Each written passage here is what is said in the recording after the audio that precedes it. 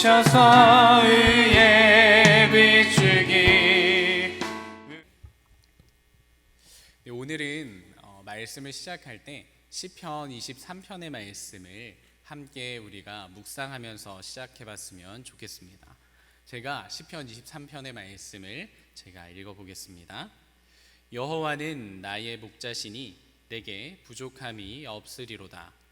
그가 나를 푸른 풀밭에 누이시며 쉴만한 물가로 인도하시는도다.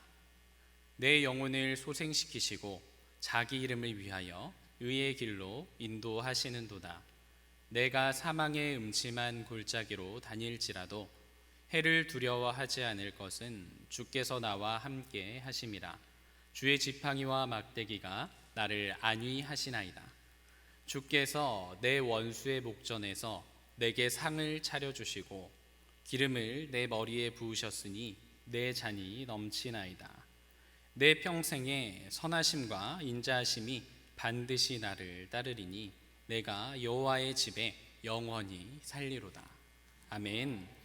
오늘 읽은 이 시편 23편의 말씀은 다윗의 고백이자 기도문입니다. 우리가 이런 마음으로 항상 살아갔으면 좋겠는데요, 우리가 항상 여호와 하나님을 바라보면서 항상 찬양하고 기도했으면 좋겠습니다. 우리가 여호와 하나님만으로 충분합니다. 그분만이 나의 전부이시고 나에게 쉼이 되시고 나를 인도하시는 분이십니다.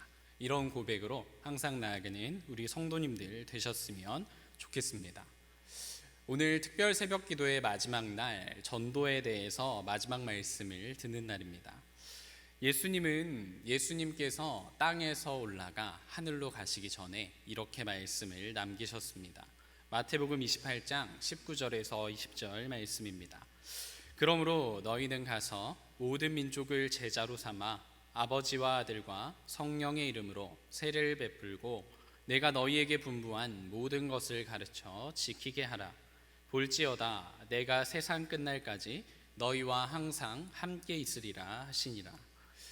예수님께서는 왜 이런 말씀을 마지막에 남기셨을까요?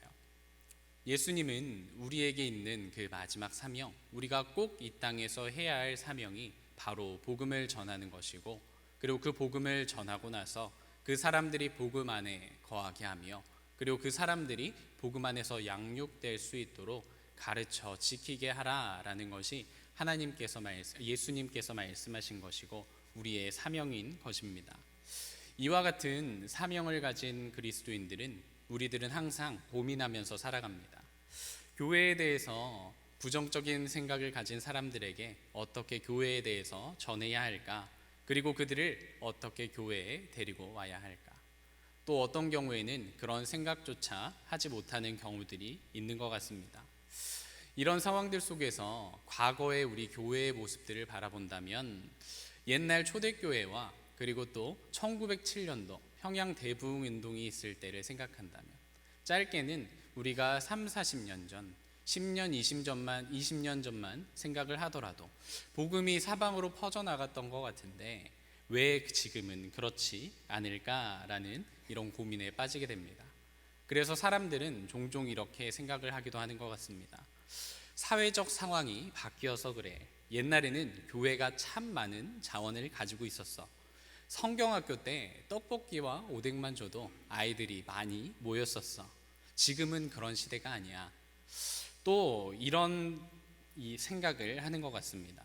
교회 말고 이 세상에는 재밌는 게 너무나 많아. 여행, 캠핑, 취미생활 등 할 것이 넘치다 보니까 사람들이 교회에 오지 않는 것 같아. 과연 교회 생활이 그것보다 재밌을까?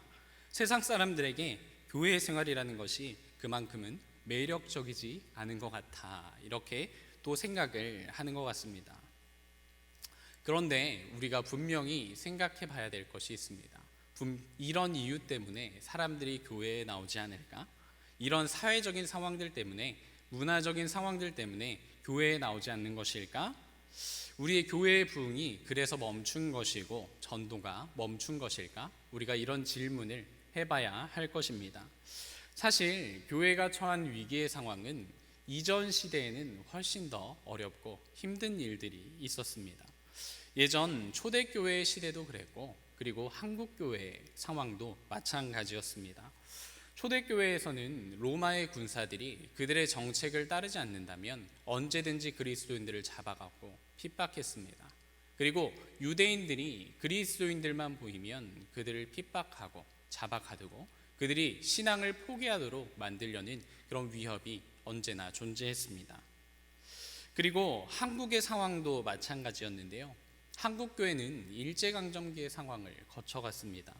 일제시대에 천황에 굴복해 신앙을 멈추라는 그런 신사참배의 고통도 당해야 됐고, 그 과정 중에서 수많은 목사님들 그리고 성도님들이 희생을 당해야만 했습니다.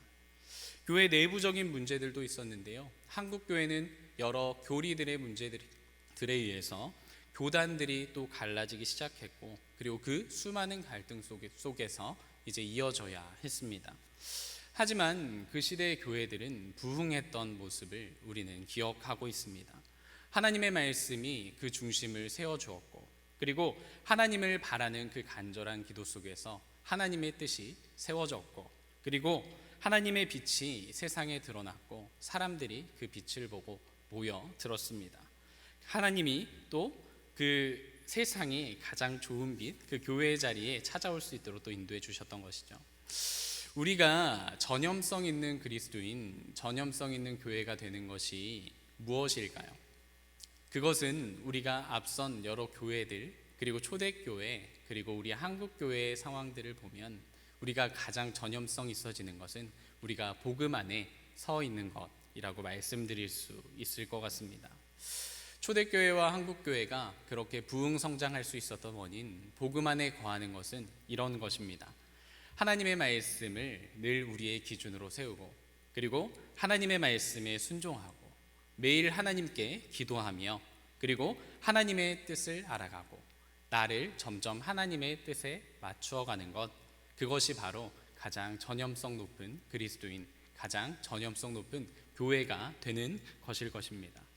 우리가 진실로 복음 안에서 살아가게 될 때 우리는 가장 전염성이 높아질 뿐만 아니라 가장 매력적인 그리스도인이 되는 것이라 단언하여 말씀드리겠습니다. 오늘 본문으로 돌아가서 빌립보 교회는 부흥하는 그런 교회였습니다. 또 전도하는 교회였습니다. 하지만 그런 교회라도 많은 문제들이 있었습니다. 빌립보 교회의 상황은 이랬습니다. 아까 간략히 말씀을 드렸지만 외부적으로는 로마와 유대인에 대한 위협이 있었습니다. 당시 이스라엘은 로마의 지배를 받고 있었기 때문에 교회가 로마의 정책을 거스르게 되면 언제든 박해받는 위협 속에 있었고, 그리고 감옥에 갇히게 되는 그런 실질적인 위협 속에 있었습니다. 오늘 빌립보서를 기록하고 있는 그 바울도 감옥 속에서 이 서신을 작성했습니다. 유대인들은 이 믿는 이들을 비난하고 공격하는 데 혈안이 되어 있었습니다. 오늘 이 편지를 쓰는 바울이 그랬던 유대인이었습니다. 빌립보 교회는 또 여러 내부적인 문제들이 있었는데요. 교회 내에 구원을 받는데 할례에 받는 것이 필수적인 것이라 말하는 그런 세력이 또 있었습니다. 그 과거의 유대법을 따라야 된다라는 그런 의미인데요. 바울은 이런 교회 내의 이야기를 통해 과거 유대의 법을 배설물로 여기고 있음을 말하고 하나님을 믿는 믿음만이 구원을 받는 것이라 바울은 이야기를 합니다. 그리고 교회 내에 내부적인 갈등의 관계도 있었습니다. 특히 유오디아와 순두계의 갈등을 해결할 것을 촉구했는데요. 유오디아와 순두계는 빌립보 교회 내에 있는 영향력 있는 여성 집사들이었습니다. 이들의 갈등으로 교회 속에 여러 문제들이 발생하게 되었고, 바울은 이에 대해서 염려하고 그 갈등이 해결될 수 있도록 촉구했던 것입니다. 빌립보 교회는 이와 같은 대내외적인 여러 문제들에 직면해 있었습니다. 그런데 그런 상황에도 불구하고 빌립보 교회는 항상 전염성 있는 교회, 전염성 있는 그리스도인으로 살아갔습니다. 그들을 통해서 하나님이 복음이 전파되었고 여러 사람들이 교회에 돌아오게 되었습니다. 그리고 그들이 전하는 그 복음의 가르침으로 사람들이 양육되었고 세상에 선한 영향력을 끼치는 그런 그리스도인들이 나오게 되었습니다. 어떻게 그렇게 되었을까? 오늘 빌립보서 본문의 말씀을 통해서 함께 살펴봤으면 좋겠습니다. 빌립보서 4장 1절의 말씀입니다. 그러므로 나의 사랑하고 사모하는 형제들, 나의 기쁨이요 면류관인 사랑하는 자들아, 이와 같이 주 안에 서라. 바울은 빌립보 교회 성도들에게 고백합니다. 너희 성도들이 함께 신앙생활을 하는 자들로서 나의 가장 사랑하는 자들이라. 나의 가장 기쁨이 되는 자들이다. 나의 면류관이 되는 자들이다 라고 교회의 성도들에게 말하는 것이죠. 바울은 함께 신앙생활을 하면서 하나님께 나아가는 그 성도들을 향한 깊은 애정의 마음을 갖고 있었습니다.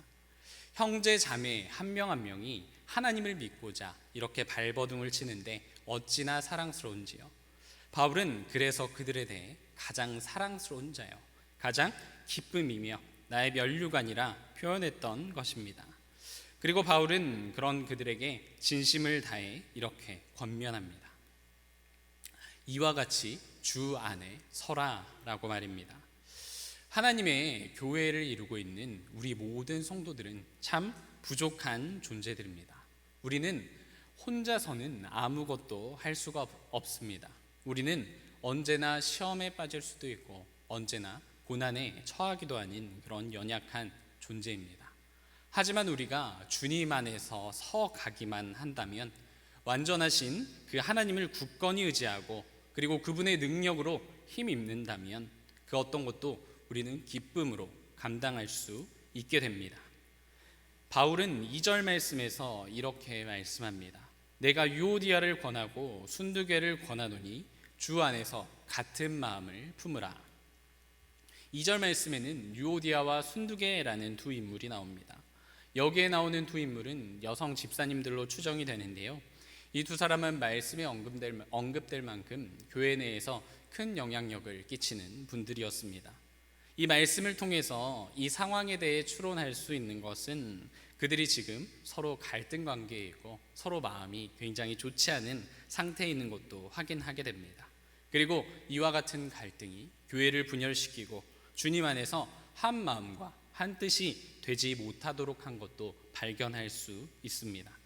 바울 사도는 이와 같은 상황 속에서 말씀으로 이렇게 이야기를 하는 것이죠. 오직 주 안에서 같은 마음을 품으라 라고 말입니다. 예수님은 성도들을 향해서 항상 강조하고 또 강조했던 것이 있습니다. 너희가 하나님을 사랑해야 된다. 그리고 너희가 이웃을 사랑해야 된다. 이것이 바로 사랑이고 이것이 가장 귀중한 가치라라고 말씀을 하십니다. 예수님은 가르치시기를 우리에게 가장 필요한 것이 사랑이라 말씀하셨습니다. 그리고 그 사랑을 직접 보여주셨고 그 사랑을 따르도록 우리를 촉구하십니다. 그 사랑은 하나님을 사랑하는 것뿐만이 아니라 아까 말씀드렸던 것처럼 이웃도 사랑하는 것이라 말씀하면서 이 사랑의 두 가지 모든 면이 충족되어야만 그것이 온전한 사랑이라 라고 말씀하십니다. 예수님은 하나님을 사랑하라 라고 또 말씀하시면서 용서에 대해서 우리에게 또 말씀을 하십니다. 우리가 사랑하는 마음에는 용서하는 그 마음이 있으며 우리가 그 사람을 용서하기까지 사랑한다면 너희가 너희를 용서했던 하나님의 마음을 알게 될 것이라 라고 말씀하며 하나님과의 더 깊은 교제의 자리로 나아갈 것이라 예수님은 항상 우리에게 말씀해 주셨습니다. 예수님은 주기도문에서 이렇게 말씀을 하셨습니다. 마태복음 6장 12절의 말씀입니다. 우리가 우리에게 죄 지은 자를 사하여 준 것 같이 우리 죄를 사하여 주시옵고, 마가복음 11장 25절의 말씀에서는 서서 기도할 때에 아무에게나 혐의가 있거든 용서하라. 그리하여야 하늘에 계신 너희 아버지께서도 너희 허물을 사하여 주시리라 하시니라. 24절 말씀에서는 우리가 이와 같이 용서로 나아갈 때 하나님이 우리에게 해주실 것을 말씀하십니다. 그러므로 내가 너희에게 말하노니 무엇이든지 기도하고 구하는 것은 받은 줄로 믿으라. 그리하면 너희에게 그대로 되리라 라고 말씀하십니다. 이와 같은 용서와 사랑을 전제로 우리의 기도를 응답하실 것을 하나님은 말씀하고 계신 것이죠. 예수님은 왜 이런 그 마음을 우리에게 요구하시는 걸까? 예수님은 왜 우리가 이와 같은 삶을 살아가기를 원하시는 걸까? 우리가 이를 알기 위해서는 예수님의 마음을 우리가 살펴보아야 할 것입니다. 하나님은 우리를 향한 가장 깊은 사랑의 마음을 가지고 계십니다. 우리가 항상 주님의 평안 안에 거하고, 우리가 항상 주님의 사랑 안에 거하고, 그리고 주님이 주시는 그 기쁨으로 가득한 삶을 살아가기를 항상 바라십니다. 주님은 이와 같은 삶을 살 수 있는 가장 좋은 방법을 우리에게 알려준 것이죠. 우리가 내 형제와 내 자매를 그 용서하려는 생각과 의도를 가지고 살아갈 때, 그리고 우리가 그 의도를 가지고 하나님 앞에 나아갈 때, 하나님 앞에 나아가서 그 마음을 하나님께 고백할 때, 하나님께서 그 마음을 바꾸어 주시고 우리에게 하나님의 평강을 주시고 우리에게 하나님의 그 사랑의 마음을 채워주신다 말씀하고 계신 것이죠. 바울은 이와 같은 면에서 유오디아와 순두계에게 권하고 있는 것입니다. 주님 안에서 같은 마음을 품으라 라고 말이죠. 너희가 하나님 앞에 나아가 하나님이 주시는 그 말씀으로, 하나님의 생각으로, 하나님의 마음을 너희 마음속에 품고 같은 마음을 품고 살아간다면 너희가 하나님이 주시는 지극한 평강과 사랑 안에 거하게 될 것이라 말하고 있는 것입니다. 그리고 바울은 4절 말씀부터 이렇게 권면하기 시작합니다. 주 안에서 항상 기뻐하라. 내가 다시 말하노니 기뻐하라 라고 말입니다. 그리스도인으로서 살아간다는 것은 기뻐하는 삶을 살아간다는 것입니다. 우리가 복음으로 살아간다는 것은 우리가 박해를 받을 때에도, 그리고 또 어떤 어려움이 있을 때에도 우리가 기쁨으로 살아간다는 것입니다. 어떻게 그렇게 하는 것이냐면 우리가 주 안에서 서서 주님이 주시는, 우리에게 부어주시는 그 기쁨으로 그렇게 해야 한다는 것입니다. 그리고 5절 말씀을 통해 이렇게 말씀합니다. 너희 관용을 모든 사람에게 알게 하라. 주께서 가까우시니라. 바울은 교회의 사람들을 향해서도, 그리고 사회의 사람들을 향해서도 관용을 보여주어야 한다라고 말씀을 합니다. 대적들이 우리를 박해할지라도 예수님이 그러했던 것처럼 관대하게 그들을 대해주고 용서해 주어야 한다라고 말씀합니다. 그리고 6절 말씀에서 이렇게 말씀하시죠. 아무것도 염려하지 말고 다만 모든 일에 기도와 간구로 너희 구할 것을 감사함으로 하나님께 아뢰라 라고 말씀을 하십니다. 바울은 복음의 원리에 대해서 가장 잘 알고 있었고 그 복음의 원리를 가장 확신하고 우리에게 전해 주었습니다.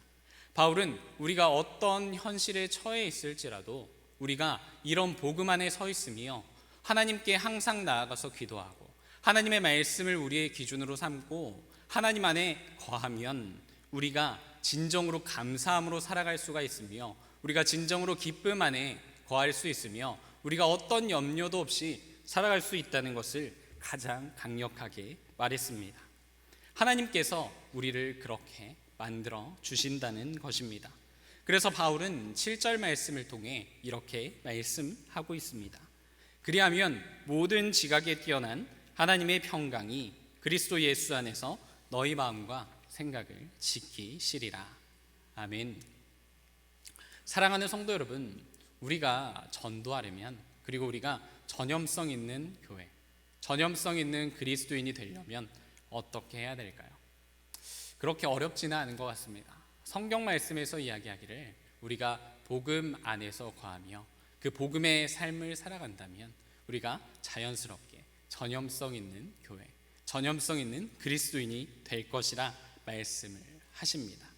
우리가 매일 하나님의 말씀을 읽고 그 말씀을 묵상하며 하나님의 말씀에 내 뜻을 맞추어가며 매일 하나님께 기도하며 하나님이 나에게 원하시는 그것들을 찾아가고 매일 감사하는 삶을 살아간다면, 그리고 우리에게 주어진 이 삶을 기뻐하는 마음을 가지고 진정 주님이 주시는 그 기쁨의 마음을 가지고 살아간다면, 우리가 정말 그 삶을 즐기면서 살아간다면 우리가 그 누구보다, 그 이 세상의 어떤 무엇보다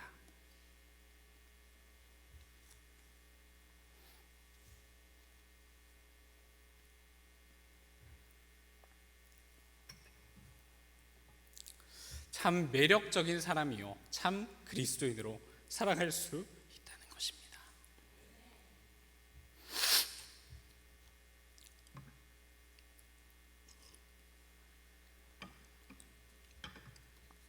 예화 하나를 말씀드리고 제가 말씀을 마치려고 합니다. TJ 바크라는 분이 그의 책에 오늘의 세상에 대한 하나님의 격려라는 그 책에서 주님과 더 가까운 관계를 갖게 되었다고 간증한 한 여자분의 이야기를 이렇게 인용했다고 합니다. 사람들이 주님과 가까워진 후로 이제 간증하는 그 여자에게 묻는 겁니다. 사람들이 와서 묻기를 주님이 너희에게 주신 그 어떤 은혜가 있느냐, 너가 하나님이 주신 더 큰 능력을 갖게 되었냐, 또 혹시 너가 하나님을 더 잘 믿게 됐으니 혹시 사업적으로 더 큰 이득을 얻게 되었냐 라고 주위의 사람들이 물어보기 시작했다고 합니다. 그러자 그 여인이 이렇게 대답했다고 합니다. 아니요, 그런 일은 없었는데요. 하지만 제 아이들이 저를 더 믿는 것 같고 친구들 또한 기도 부탁이나 상담 부탁을 많이 해옵니다. 바크는 하나님이 당신을 더 가까이 부르실 때는 다른 사람들이 알게 되어 있습니다 라고 말하며 이 글을 끝냈다고 합니다. 사랑하는 성도 여러분, 전염성 있는 그리스도인, 전염성 있는 교회란 무엇입니까? 이는 무엇보다 우리가 복음 안에 굳건해 서서 복음의 삶을 살아갈 때, 우리가 그 무엇보다 그 사랑 안에 거할 때 우리가 가장 전염성 있는 그리스도인이요 교회가 될 수 있는 것입니다. 그리고 우리가 이렇게 살아가며 우리가 안에 있는 그 온전한 기쁨을 가지고 사람들에게 알려줄 때 사람들은 자연스럽게 교회로 찾아 들어오게 되어 있습니다. 이것을 믿고 또 신뢰하며 그리고 이와 같은 믿음과 삶을 살아내시는 우리 모든 성도님들 될 수 있기를 간절히 소망합니다.